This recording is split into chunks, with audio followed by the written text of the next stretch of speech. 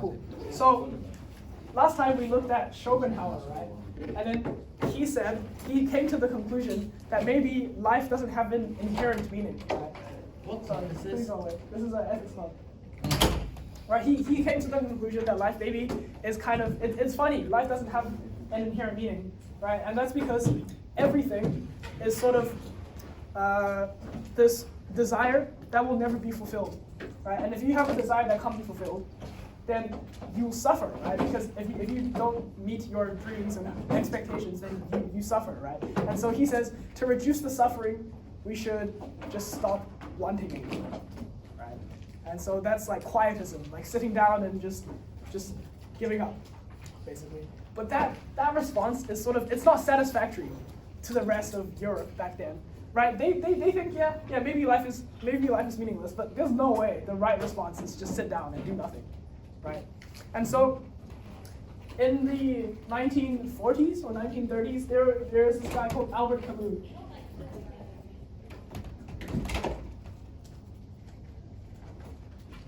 Right, he's very famous. Has anybody heard of absurdism? Yeah. Has anybody ever seen the Sisyphus meme? Yeah. Yeah, the Sisyphus meme. That a huge part. So he wrote an essay called "The Myth of Sisyphus," right? And he basically says maybe life is meaningless, right? And like since there's all this desire, it's kind of absurd, right? Life is kind of absurd, but how can we deal with it, right? He doesn't think that we should just sit down and do nothing. He thinks there's three reactions that we can take. First one is we can kill ourselves. What? Suicide.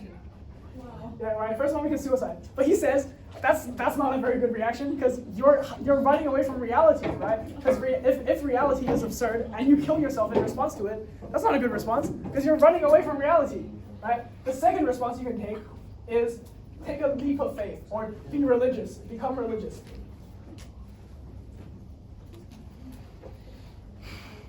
But being religious is also hiding from reality, is it not? Because you're adopting another worldview to try and suppress the absurdity of reality. And so you're still running away from reality. You're not accepting it. Right? You're not accepting the world as it is. And so the third and the most appropriate response, he says, is to embrace the absurdity.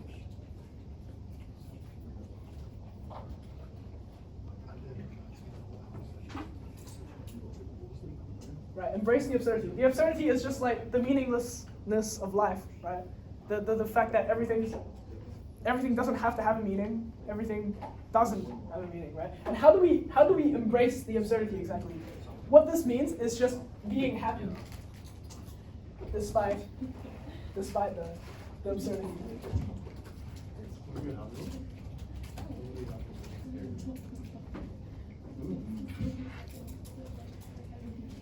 Okay, so he gives this wonderful analogy called the myth of Sisyphus on how we can be happy despite not having any purpose, right? And he says there's this Greek myth of someone called Sisyphus, this king, and he was condemned to this eternal punishment. He can't die, and he just pushes this rock up a hill, right? And it's a very heavy rock. And there's no meaning to it, right? It's a very meaningless task, and he's doomed to just keep pushing it, you know. And then whenever the boulder gets to the top, it just falls back down, and he has to do it again, right? That's a meaningless thing, right? That's like if you were to think of a meaningless thing, that would be it. Meaningless as fuck, right? But then he says, if everything we do is meaningless, right? Because that's the absurdity. Everything's absurd. Everything's meaningless, right? Aren't we basically Sisyphus? Everything we do is meaningless. And so everything we do is basically pushing up a boulder. And nothing has any meaning, right? It's like this. It's like, why do I want to go to university, right? Maybe that's my goal. I want to go to university. Okay, but why? Well, I don't know. In the end, there's no deeper meaning to it, right? And that's the same thing here.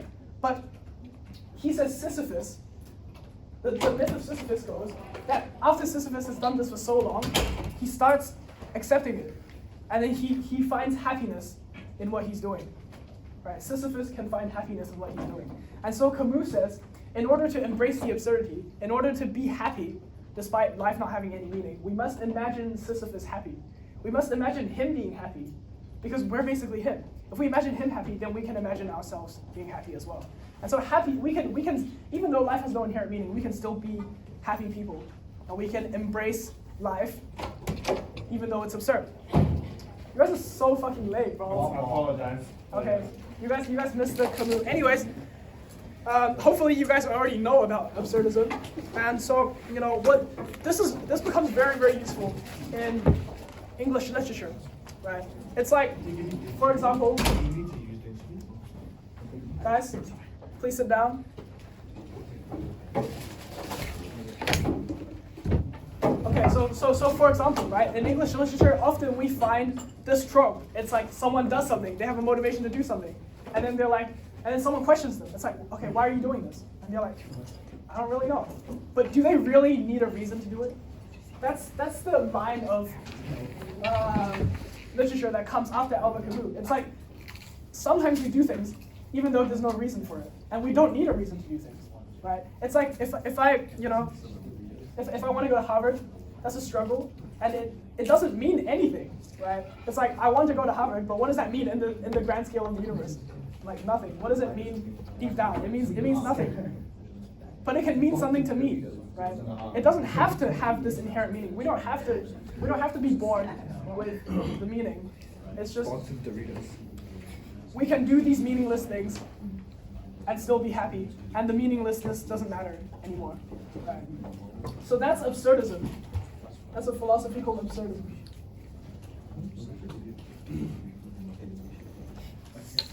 And Maggie and Cal are hot to proof. You can say she's an absurd. You can say that her struggle is a Sisyphean struggle, right? Sisyphean. Like Sisyphus, right? And that's because Camus says all of us actually go through the Sisyphean struggle, because that's just the state of human nature, right? We always struggle to do something even though there's no meaning behind it. It's like if we ask Maggie, okay, why do you want to fuck Rick? And she's like, oh, to have kids. And then it's like, why do you want to have kids? Okay, and then you can keep asking, why do you want to do this? Why do you want to do this? And eventually there's not going to be a definite answer, right? And so Maggie's struggle is without meaning, and it's Sisyphean, right? Maybe it has meaning to her, but not in the grand scale of things, in the grand scheme of things, right? So that's one way we can react to the meaninglessness of life, and it's absurdism. Yeah. So by that definition, all forms of struggle, no matter by who, is Yeah. If you were to take absurdism as your model, as your worldview, then any struggle under an absurdist worldview is a Sisyphean struggle. And it's just easier to prove sometimes. Yeah. The second form, guys. The second theory we're going to look at today is called existentialism.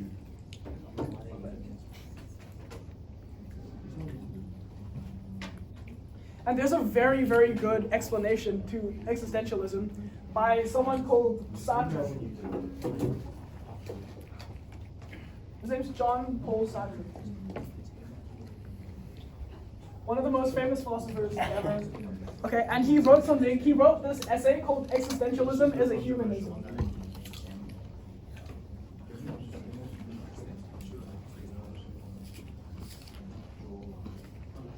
So humanism means, right, that it's a very optimistic thing, okay? It's like humans are at the center of everything, and we are,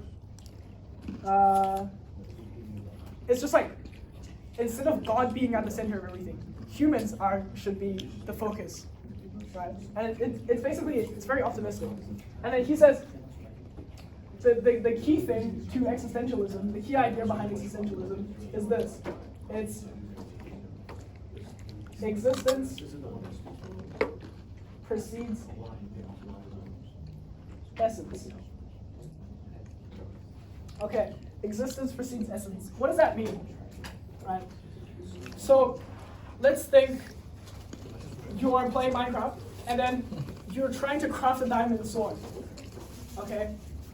To make that diamond sword exist, you need to know the recipe for it, and you need to serve a purpose. You want the diamond sword to kill things, right? That's the purpose. And the recipe is how you craft it. That's all the essence. That's the essence of a diamond sword. Its purpose, how to craft it, how it's made, that's the essence, right? And then after you have the essence, you can make it exist, right? And that's most objects in the world, right? For example, the essence of a table is that, like, we know the essence of a table before it exists, before we make it, right? So the essence of a table is like, it needs to stand up and be able to hold things on it, right? Okay, but humans exist before having an essence, right? So the existentialists, they say, well, the only way for humans to have essence before they exist is to have a god, right? The god creates a human with this purpose.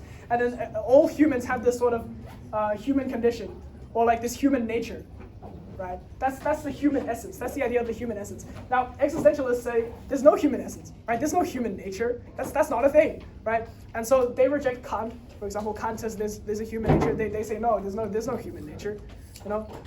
So what they say is, first of all, we exist, and then we define ourselves, right? We define our own essence. Does that make sense? Yeah. Yeah. So instead of being something made, we just exist, and then we define ourselves from the bottom up, right? Does everyone get that? Okay. So what does it mean if existence precedes essence, right?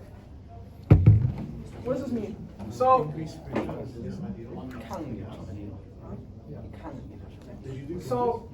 if this is true, if existence really does precede essence, then we are solely responsible for defining who we are, right? We're the ones giving ourselves the essence, and we're constantly interpreting the world, right? And interpreting ourselves and what we are, right? And so that means that we can't blame our actions on something else. We can't blame our actions on, oh, it's my human nature. It's my human nature to be greedy. We can't blame things on a human nature, on our essence, because we're the ones in charge of defining our own essence, right? We're the ones in charge of defining ourselves, and so there's no universal thing, right?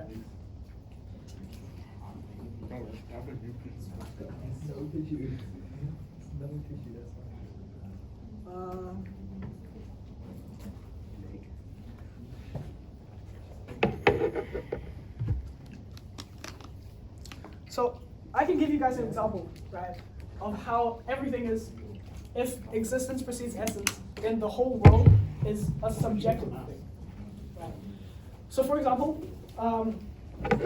maybe I worked very hard for a lot of years, right, and I applied to Harvard, and I get rejected from Harvard. And maybe I get rejected from every single university that I applied to, ever. That'll be fine.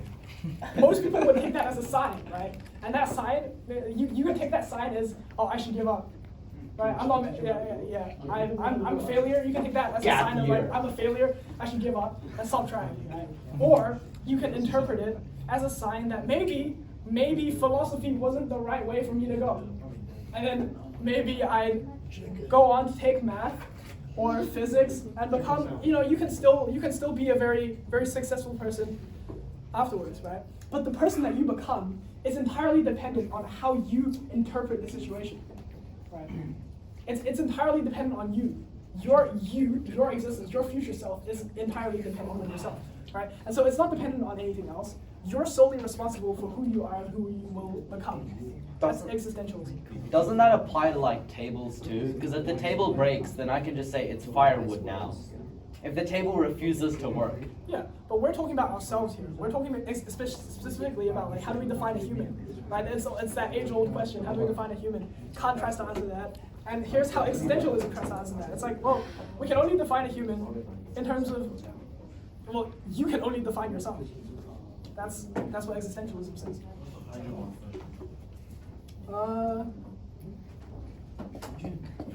Hopefully this helps. I mean, I think this helps a lot in literature. Yeah. Remember when like Socrates tried to define it as featherless biped and some other philosopher stripped a chicken and put it on that's his... theogony.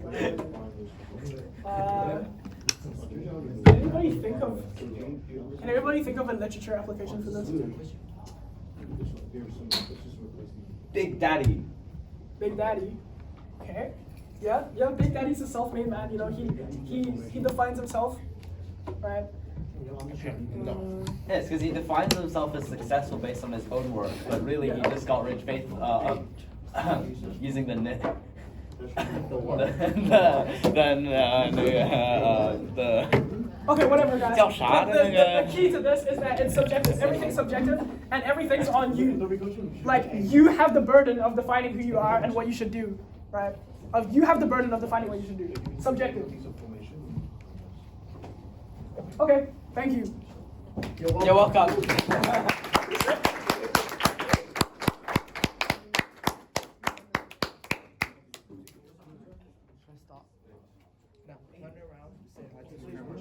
Turn around Thank you and guys say for coming, hi to guys. your Good luck on your partner. tests.